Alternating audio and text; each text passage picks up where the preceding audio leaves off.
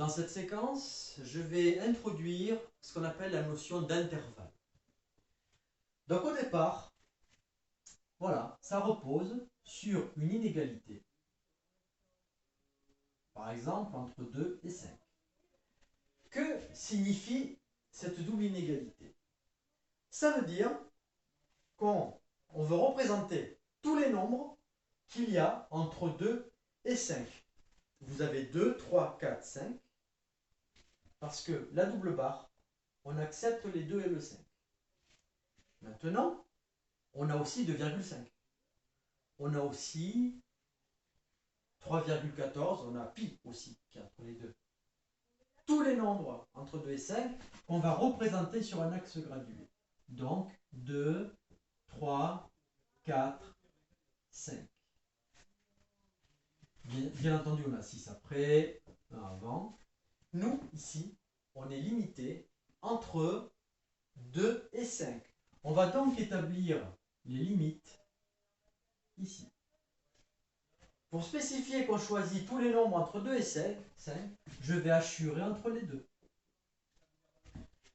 Maintenant, étant donné les doubles barres signifient qu'on accepte les extrémités, je vais signifier cela par un crochet dirigé vers l'intérieur de la partie hachurée. Alors maintenant, on va pas, pour symboliser cet ensemble, on va pas passer notre temps à faire des hachurés, à faire un axe gradué. On va faire quelque chose de beaucoup plus simple. On va dire que on est entre 2 et 5. Et comme on accepte la partie qui est à l'intérieur, je ferme le crochet. Donc voilà comment je symbolise la différence. Si jamais j'avais eu une inégalité simple, la différence aurait été que, au lieu, on aurait accepté le 2, alors le 5 aurait été accepté toujours, mais pour spécifier que le 2 n'est pas dans la partie hachurée, on aurait dit le 2 n'est pas accepté. On aurait mis le crochet à l'extérieur, ce qui se traduit par cette notation.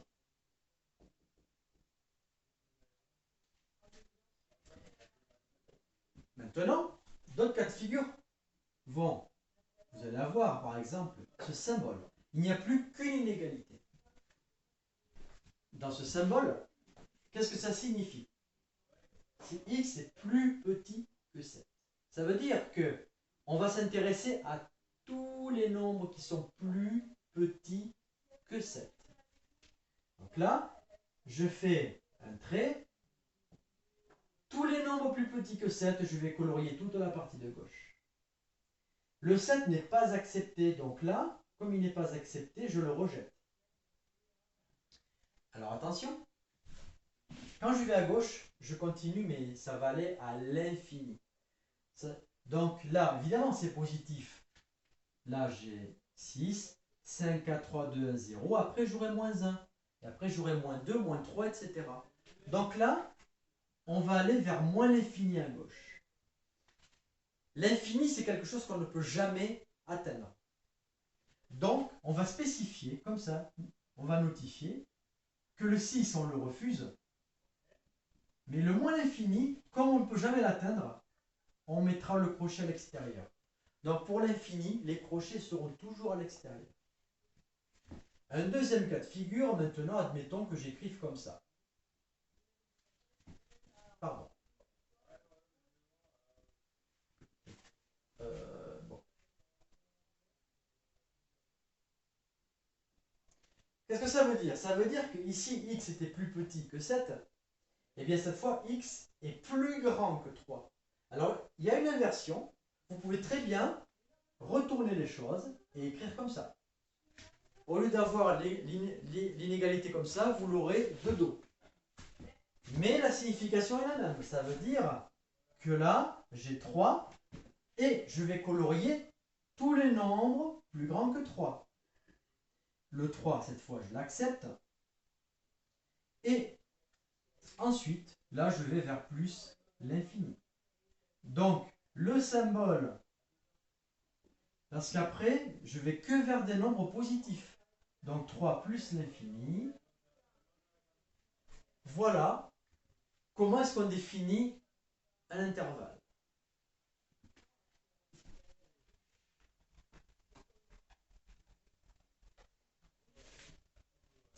Donc à quoi ça sert?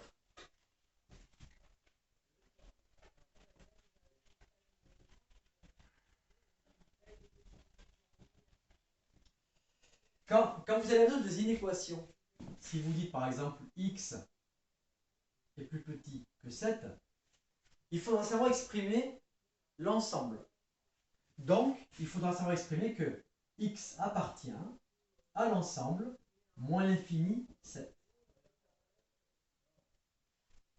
Parce que c'est une notation conventionnelle. Ce n'est pas celle-là qui va être utilisée dans les expressions d'ensemble. C'est l'intervalle. Parce qu'après, dans d'autres exercices, si on veut faire des intersections, des manipulations, on aura besoin de cette notation-là. Ce n'est pas celle-là qui sera privilégiée. En sens inverse, si on vous dit un intervalle 3 plus l'infini, si vous voulez retrouver comment on fait comme inégalité, eh bien vous n'avez qu'à passer par un axe gradué. Vous savez que je pars de 3, je colorie jusqu'à plus l'infini. On va s'intéresser à tous les nombres, on accepte le 3, on va s'intéresser à tous les nombres qui sont supérieurs ou égaux à 3. Il faudra aussi savoir faire en sens inverse.